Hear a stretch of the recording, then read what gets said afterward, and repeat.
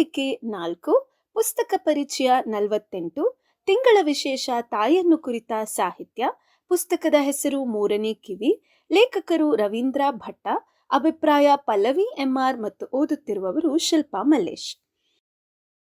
ತಾಯ್ತನವೆಂಬುದು ಸಂಭ್ರಮ, ಸಂತೋಷ. ಆದರೆ ತಮ್ಮ ಮಗು ಎಲ್ಲ ಮಕ್ಕಳಂತೆ ಇಲ್ಲದೆ ವಿಶೇಷವಿದ್ದಾಗ ತಾಯಿಯ ನೋವು, ಸಮಾಜದ ಅನುಕಂಪದ ದೃಷ್ಟಿ ಎಲ್ಲವನ್ನೂ ಮೆಟ್ಟಿ ನಿಲ್ಲಲು ಅದಮ್ಯವಾದ ಧೈರ್ಯ ಬೇಕು. ಅಂತಹ ಒಬ್ಬ ಧೈರ್ಯವಂತ ತ್ಯಾಗಮಯಿ ತಾಯಿಯ ಜೀವನದ ಅನುಭವಗಳ ಬಗ್ಗೆ ರವೀಂದ್ರ ಭಟ್ಟ ಅವರು ಬರೆದ ಪುಸ್ತಕವೇ ಮೂರನೇ ಕಿವಿ.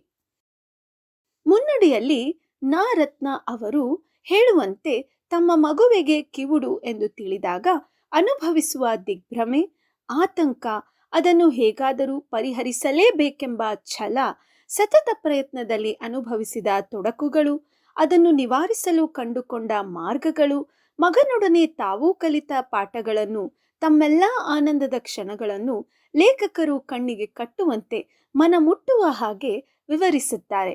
ಪುಸ್ತಕವನ್ನು ಓದಿ ಮುಗಿಸಿದಾಗ ನಾ ರತ್ನ ಅವರ ಮೇಲಿನ ಮಾತುಗಳಂತೆಯೇ ನಮಗೂ ಅನುಭವವಾಗುತ್ತದೆ.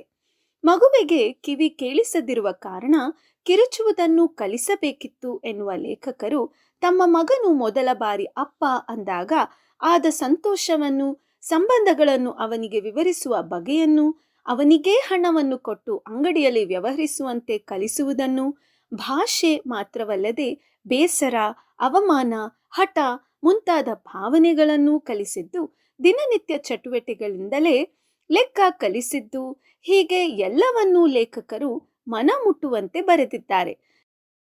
ತಮ್ಮ ಮಗನಿಗೆ ಮಾತು ಕಲಿಸಲು ತಮ್ಮ ಹವ್ಯಾಸಗಳನ್ನೆಲ್ಲ ಬದಿಗೊತ್ತಿ ಕೇವಲ ಮಗನಿಗೆ ಮಾತು ಕಲಿಸುವುದೊಂದೇ ತಮ್ಮ ಜೀವನದ ಗುರಿ ಎಂದು ತಿಳಿದು ದಿನದ 24 ಗಂಟೆಗಳನ್ನು ಅವನಿಗೇ ಮೀಸಲಿಟ್ಟು ತಮಗೆ ಕಂಡಿದ್ದೆಲ್ಲವನ್ನೂ ಅವನಿಗೆ ಕಲಿಸುತ್ತಾ ತಮ್ಮ ಮಗನನ್ನು ಕೇವಲ ಮಾತುಗಾರನನ್ನಾಗಿ ಅಲ್ಲದೆ ನೃತ್ಯ ನಾಟಕಗಳಲ್ಲಿ ಭಾಗವಹಿಸುವಂತೆ ಮಾಡಿದ ದೀಪಾ ಅವರು ಅಭಿನಂದನಾರ್ಹರು.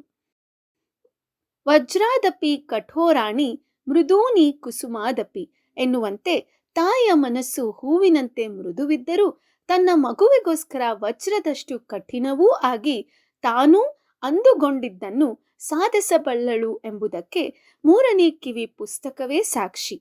ತಮ್ಮ ಜೀವನದಲ್ಲಿ ಎಲ್ಲವೂ ಸರಿಯಾಗಿದ್ದು ಪರದಾಡುವ ಜನರಿಗೆ ಈ ತಾಯಿಯ ಜೀವನ ಒಂದು ಹೊಸ ರೀತಿಯ ಪ್ರೇರಣೆಯೇ ಆಗುವಂಥದ್ದು ಖಂಡಿತ. ಒಮ್ಮೆ ನೀವು ಓದಿ ನೋಡಿ. ಧನ್ಯವಾದಗಳು.